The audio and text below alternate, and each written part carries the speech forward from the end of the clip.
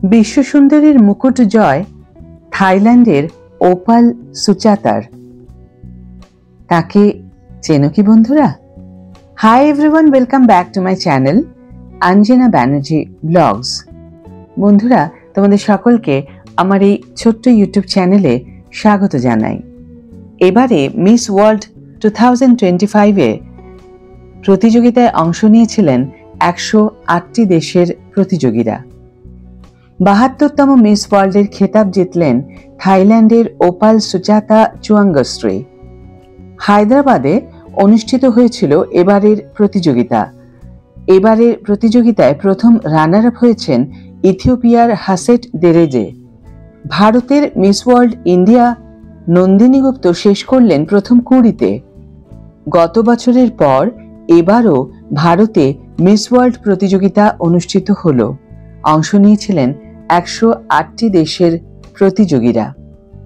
শনিবার খেতাব জেতার পরে সুচাতাকে গতবারের মিস ওয়ার্ল্ড চেক প্রজাতন্ত্রের ক্রিস্টিনা পেসকোভা বিজয়ীর মুকুট পরিয়ে দেন।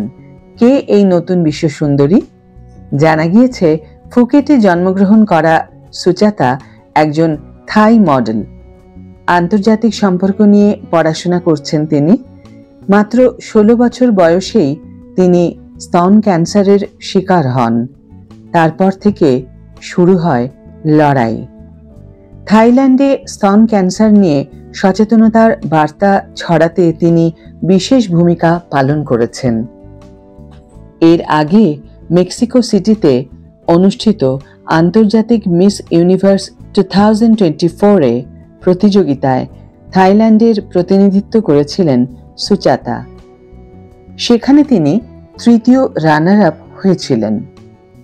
এবারের প্রতিযোগিতায় নজর ছিল মিস ওয়ার্ল্ড ইন্ডিয়া নন্দিনী গুপ্তের দিকে, কিন্তু তিনি 20 নম্বরে শেষ করলেন।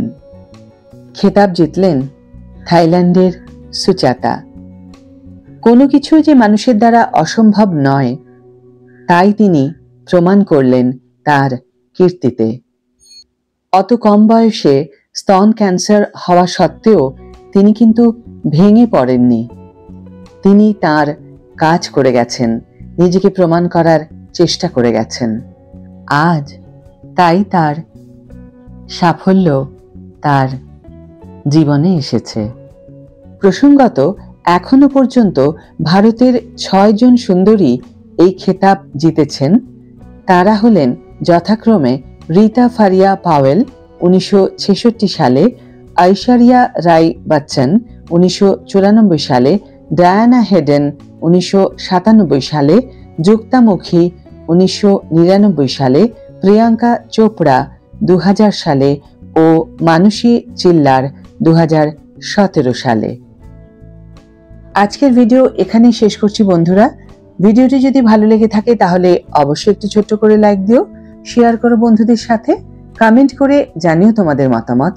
যারা এখনো আমার চ্যানেলটিকে সাবস্ক্রাইব করোনি তারা অবশ্যই চ্যানেলটিকে সাবস্ক্রাইব করে আমার পাশে থেকো, আর যারা অলরেডি সাবস্ক্রাইব করে দিয়েছো তাদের জন্য আমার অনেক ভালোবাসা এবং অনেক ধন্যবাদ। আজ তাহলে বিদায় বন্ধু, দেখা হবে পরের ভিডিওতে। ভালো থেকো, সুস্থ থেকো, সঙ্গে থেকো।